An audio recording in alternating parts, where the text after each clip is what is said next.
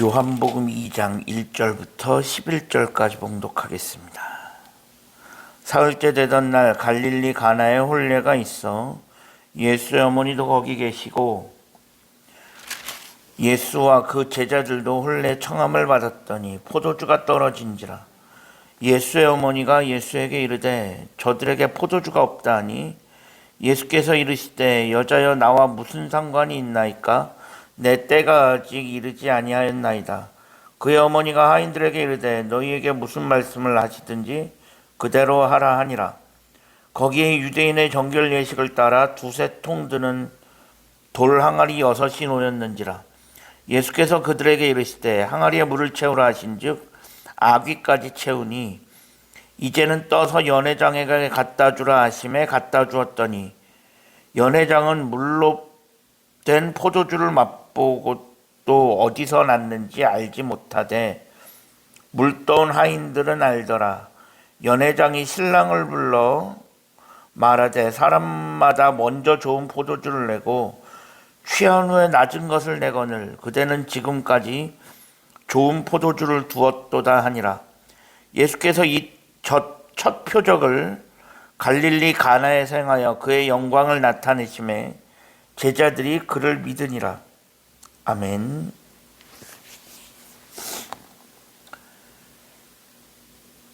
오늘도 새로운 하루를 허락하신 하나님께 감사합니다.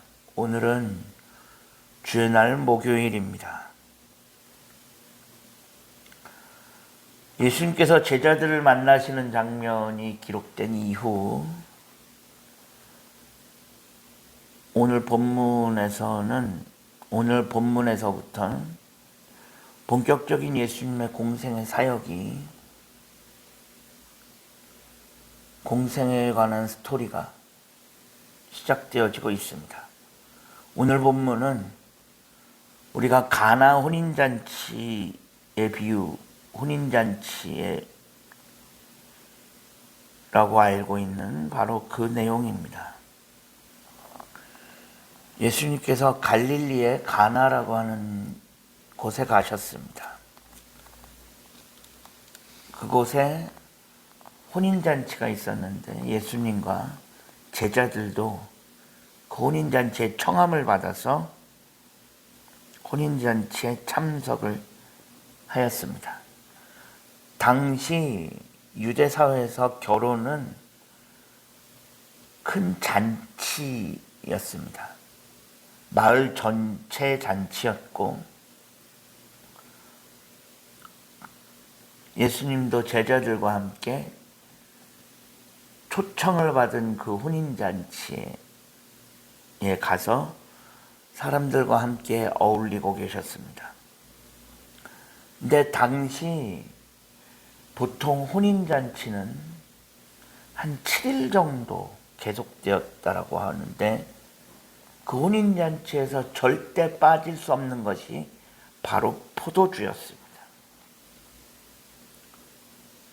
만약에 혼인잔치, 7일 동안 계속되어지는 혼인잔치에 도중에 포도주가 떨어진다? 이것은 그 참석한 손님들에 대한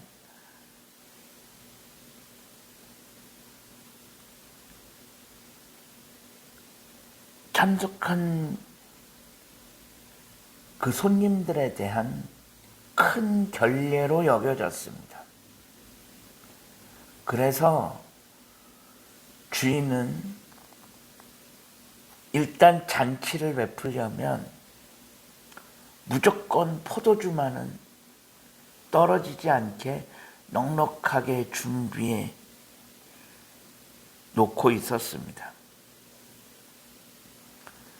그럼에도 불구하고 오늘 본문에는 중간에 포도주가 떨어지는 그런 상황이 그려지고 있습니다.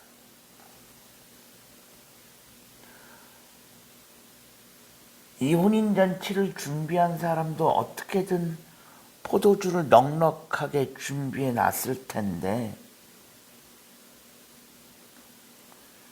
중간에 포도주가 떨어지는 상황이 발생을 하니 이 주인도 아마 적잖이 당황을 했을 것입니다.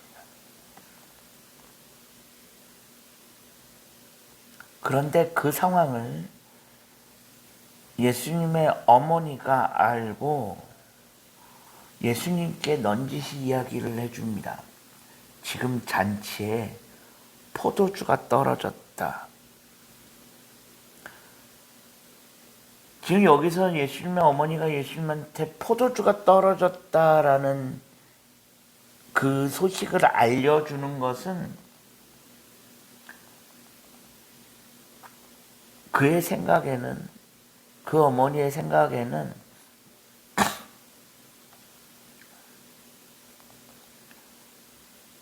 예수님은 이 상황을 해결할 수 있을 것이다 라고 믿고 있기 때문입니다. 포도주가 떨어진 상황을 해결할 능력이 있다고 믿었기 때문에 이야기를 한 것입니다. 그렇지 않으면 굳이 이거를 예수님한테 이야기할 이유는 없었을 것입니다. 그런데 그 이야기를 듣자마자 예수님은 아직 내 때가 이르지 않았다라고 그 말씀 한마디만 남기실 뿐입니다. 이는 예수님도 왜 어머니가 나한테 이런 얘기를 하는지, 그 이유가 무엇인지, 그 어머니의 생각을 이미 다 간파하고 있었다라는 것입니다. 그래서 예수님은 아직 내 때가 이르지 않았다라고 말씀하시는 것입니다.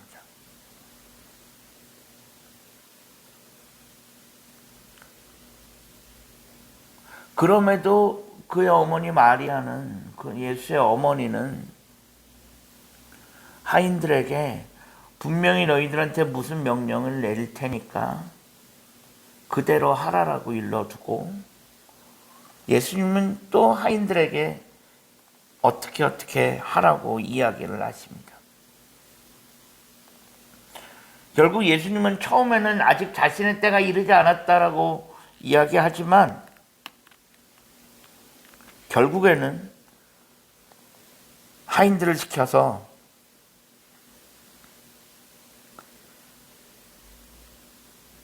항아리에 물을 채우라고 말씀하십니다. 그리고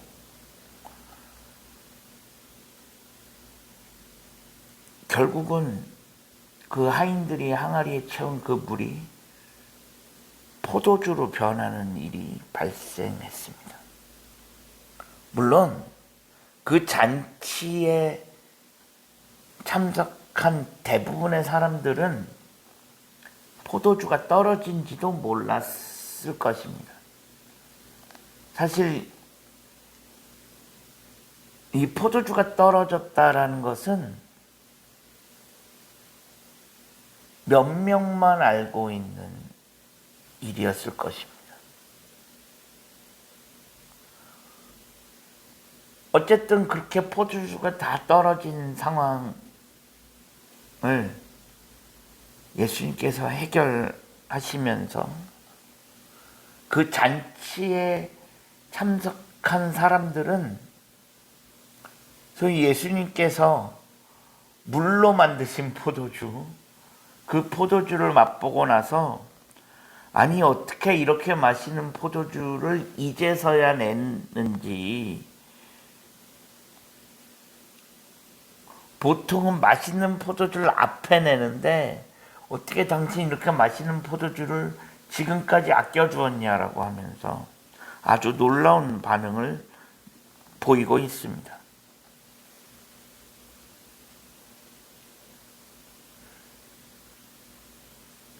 결국 예수님께서 행하신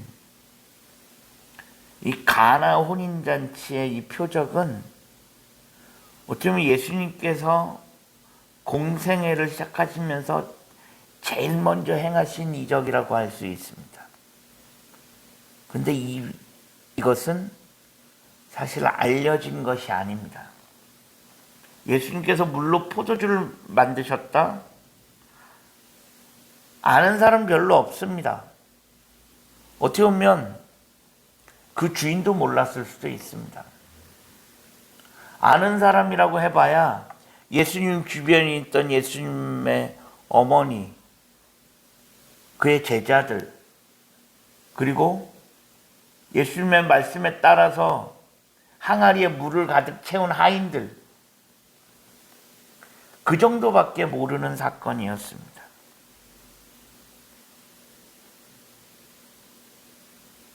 즉 예수님은 아주 조용하게 사람들이 알지 못하는 중에 아주 조용하게 이 일을 행하신 것입니다. 즉 사람들이 알든지 모르든지 상관없이 예수님은 묵묵하게 본인이 해야 할 일을, 자신이 해야 하는 일을 하고 계시는 것입니다. 아직은 내 때가 이르지 않았다. 아직은 자신의 때가 이르지 않았다는 것을 아시기 때문에, 그래서 사람들이 잘 알지 못하는 와중에 조용하게 일을 하셨던 것일 수도 있습니다. 즉 하나님의 역사는 사람들이 알든 알지 못하든 상관없이 하나님의 역사는 계속되어지고 있다는 것입니다. 그렇게 하나님의 역사는 끊임없이 계속되어지고 있습니다. 우리가 알든지 알지 못하든지, 우리가 그 역사에 동참하든지 동참하지 않든지 상관없이 하나님의 역사는 계속되어지고 있다는 사실입니다. 우리가 동참하지 않으면 하나님은 또 다른 누군가를 통해서 일하고 계시다라는 것입니다. 우리들의 삶이 하나님의 역사에 동참해 갈 수 있는 삶이 되어진다면 그것보다 영광스러운 일은 없을 것이라 믿습니다.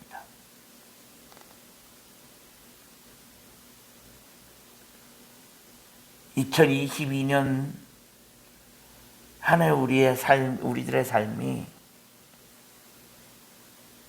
하나님의 일하심, 그 하나님의 역사에 동참하는 그런 삶이 되어질 수 있기를 주님의 이름으로 간절히 축원합니다. 기도하겠습니다. 하나님 감사합니다. 지난밤에도 편안한 쉼을 주시고 오늘도 새로운 하루를 허락하신 하나님께 감사합니다. 오늘 하루의 삶을 하나님 인도하시고 우리들의 삶이 하나님의 역사에 동참하는 그런 귀하고 복된 삶이 되어질 수 있게 하여 주옵소서. 예수 그리스도의 이름으로 간절히 기도합니다. 아멘.